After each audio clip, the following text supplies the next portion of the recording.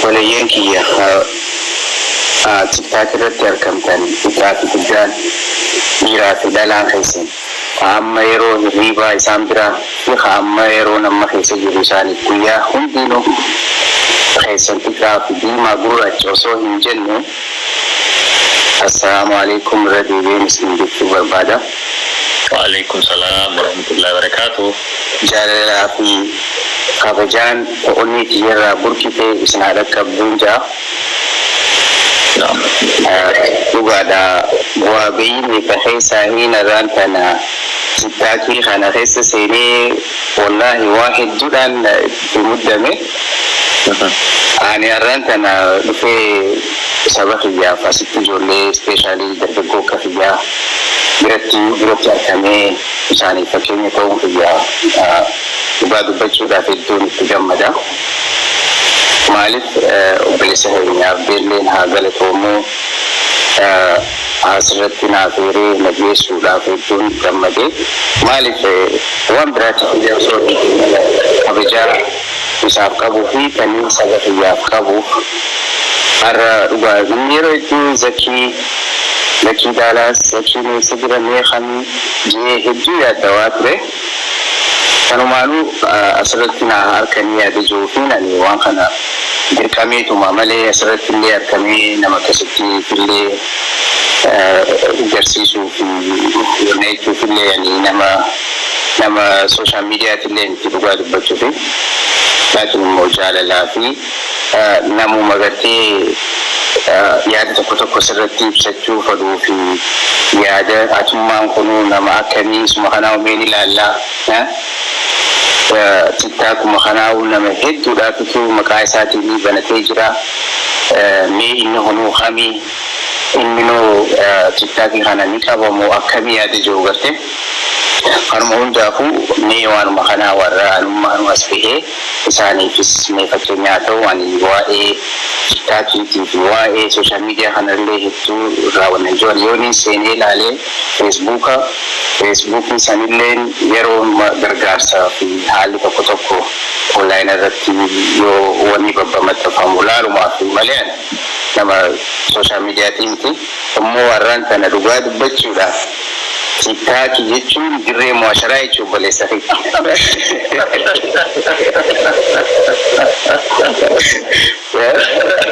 kanaaf har'a dirree mu'asharaa kanarratti argamee gaa amma warri gartee cicciree fuudhee sagalee xiyya tana gartee facaasuu fi kanatti hofluu fi kana qoosuufu sigaltee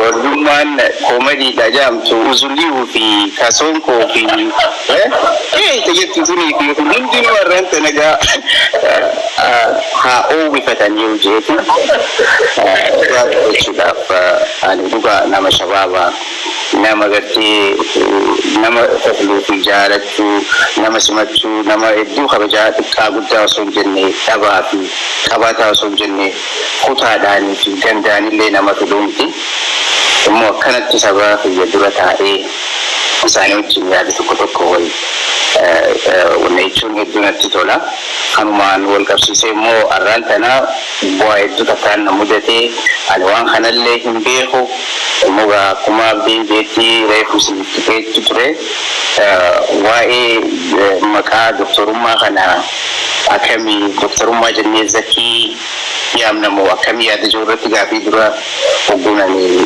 geestii keessa seenu waan hin dhageenyaa. osoo ittiin dhufin dura osoo ittiin dhufin dura maqaa baasaaf jennaani namu doktor Khan Baabaa Khan Haaji yaani doktorri heddummaannaan bas doktorummaa keessaa fudhannee nama kun almost nama kum afur irratti doktorummaa kana doktoreetii kabajaa siifan nu deemna nurraa fudhattaayii asumaanuu sin jennaa mee akkam jirtu. Kana irratti deebisaa kan nu barbaada.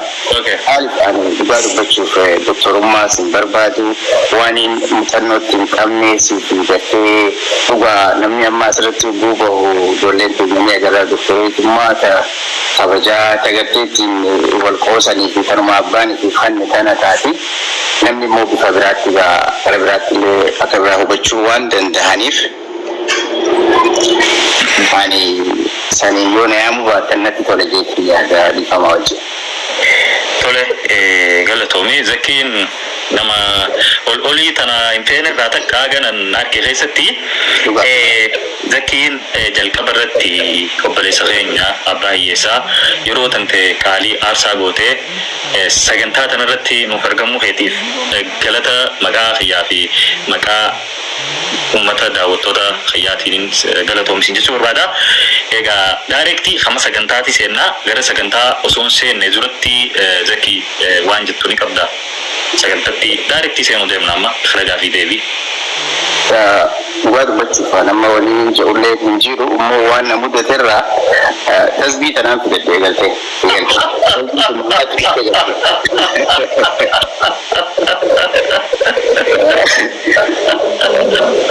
Maaliif bidatte Zakii tasbii? Dhugaa tasbiitu wanni irratti dhuftee fi arra Zakiin paablika irra bahee namni arra akkuma reefu jiru sanitti uzurriuu fi gattee kasoon koo fi wii jechuun turuu jiru irratti yaa rabbi afaan namaa jalaa na baasi jecha illee kan ofaanii bahu gattee kalaama namni illee itti gammadu sagaltee dhiiraa dhalaa osoo hin jenne isaan illee itti gammadan rabbina haa godhu anallee haa tokkummaa namaatii fi jaalala namaaf raabsu rabbina haa godhu yaada jiru irratti kana fidadhee jechuu barbaadeeti kana hara sagantaa naateffan irratti deemuudhaaf hin qabu banuun dandeessa. Okay. Galatoomii ummata keenya galatooma ulfaadhaadha taattaa fi ammallee itti fufaadha isin hojii teessan anis hojii tiyyan jalqabaa Zakiinis waan gaafatame irratti dhaabbatee inshallah deebisaa gaggaarii akka nu deebisu abdii qabna hanga xumura sagantaa keenyatti nu waliin turaan afeerraa keenya sagantaan yeroo takka do not disturbing godha telefoonni kiyyanarra bilbilamu jira daqiiqa takka nu obsaadha dhiifama yeroo takka.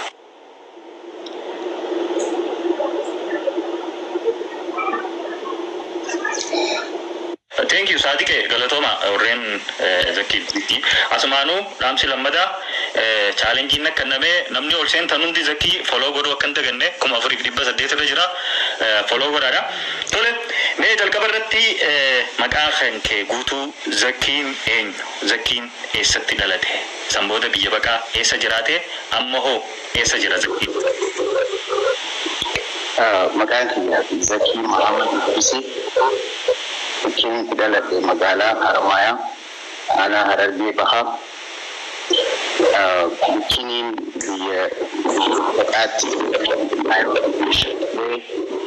amma mo bikin jiru negara Dallas Texas Amerika dan Yeroda. Galatom jalqaba gaafa biyyarraa baatu bara kam ture akkasumatti umriin tante meeqa turte gaafa san gaafa karaa biyya baqaa deemtu. Dhugaa dubbachuuf yeroo nani biyyaarraa deemu nama waggaa 8 waggaa 8 biyyaa baate maaltu si mudate karaa kanatti yeroo deemtu achirraa kaatee egaa Naayiroobii goofu maaliin makiinaa akkamii sidiisan umrii xiqqoo saniin ani abbootiyaa wajjin biyyaarraa ka'ee karaa Naayiroobii dhufe yeroo sanitti indege jaanii xayyaara xiqqaa tokko jira harama 12 fuudhu tanini haramu yaaleetiin achirraa horee Naayiroobii seenne yeroo sanitti wanni karaa kana hagaa Naayiroobii jirutti wanni akka hin jiru jechuudha maaliin nagaan ta'e alhamdulillah. Mashallah Zakiin ijoollummaa isaa akkamitti dabarse maal irratti dabarse itti gaafiin akkamiin dabarsite ijoollummaa hanga ani ijoollummaarraa eegalee hedduu nama daldala yookaan abduu waa godhuu jaallatu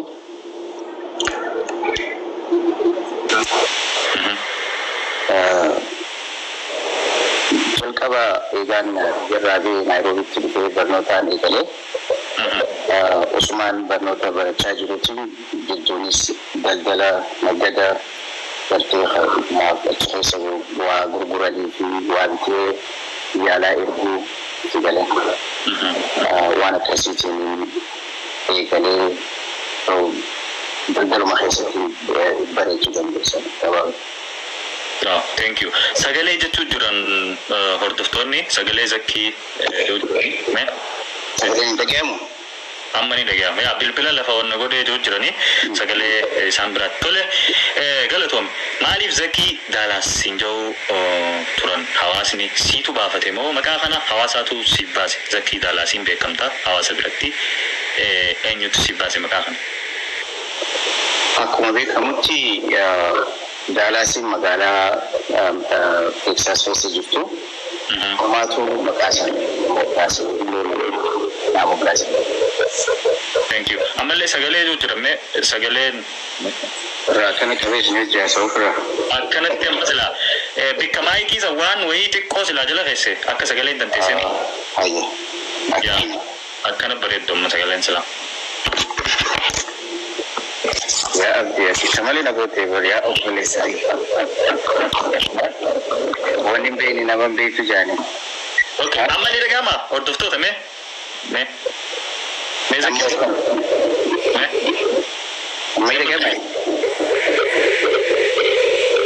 zakkii dhagahama. Okay, qulqulluudha sagaleen ni dhagahama amma. Ati na dhageenyaan isaan ni dhageenii maa rakkina dha. Amma sinda amma bareeda. Okay. Galatoomi ulfaadhume zakkiin karaa miidiyaadhaa akkamitti dhufuu dandeesse? Dhufi jennaan immoo dhufiinsa hawaasaan yookiin uummata biraatiin adda dhufte. Dhufiinsa hawaasa irratti maallaqa dhangalaasuu miidiyaa irratti qootoon dantee mul'annaan zakkii nagana kan qootoo dantee garaan zakkii nagana kan soo dhufiinsa addaatiin dhuftee miidiyaa kana immoo dhufi jennaan bikka takkatti garagalchite. Zakkiin akkamitti karaa miidiyaa kana dhufuu danda'e jalqaba? Akkasumatti eefuma miidiyaa irratti dhufe zakkiin hawaasa isaatiif gumaacha eegale nuti gaa miidiyuma irratti agarutti jirra. Mee kanaan wal qabatee jalqaba akkamitti akka karaa miidiyaa irratti namni akkanatti baasuu danda'e kanaan wal qabatee nu himi dura. Jalqaba waan hundinuu rabbuma biraayi. Ani dubbachuudhaaf yeroo duraatiif namni qilleensa irratti na baase jaafeetu asillee isa galateeffachuu barbaada.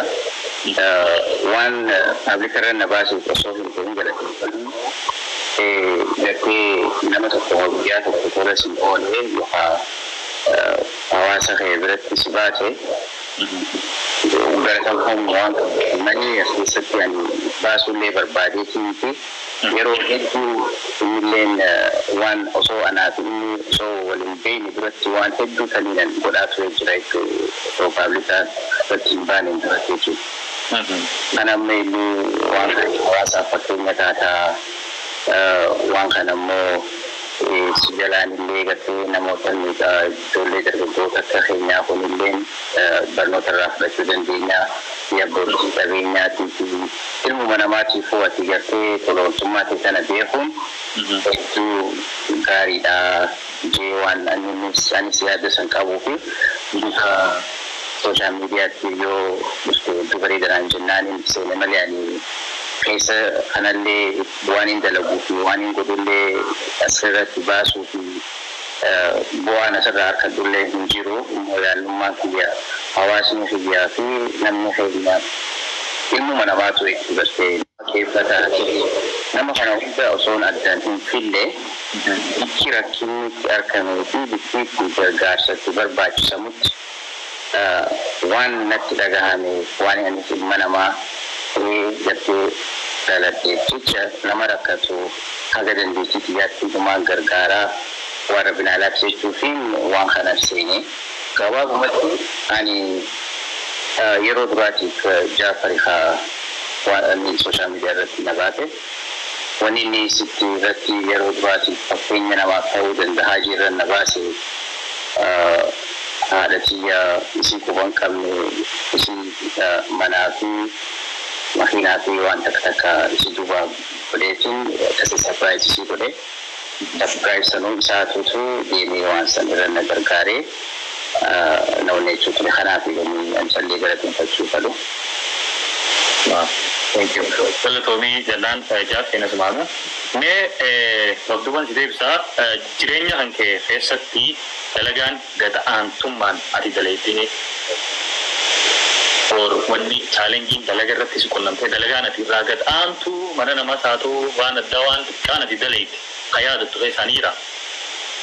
Jalqaba Naayiroobitti gaafa namichi nama isa makaddaa kana biyya alaa erguu oomishaalee biyya arabaa tana agartee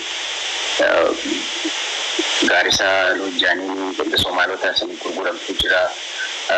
Waan gartee bawaalee adda addaa kanaan fuudhee ergaa ture karaa biyya alaatiif Austraaliyaa, Kanadaa, Ameerikaa, UK kana kanaan erguu ture. Kana waliin jalqaba jira eegalee. Thank you. Zakiin dhalataadhaan naannoon dhalataa Harargeeti. Ani immoo hanga narkeetti Zakiin yeroo gargaarsi jiru naannoo hunda bakka hunda ni dhaabbata. Namoonni tokko tokko immoo yeroo argu viidiyoolee garaagaraa Zakiin gandummaa qabaa naannoo Harargee malee hin gargaaru jaan. San irratti Zakii maal jettu? Yeroo uummanni rakkatee ati rakkataa Harargee qofa bira dhaabbattamoo rakkataa hunda bira jirta? Dhugaa dubbachuuf waan namni asirratti arguu danda'u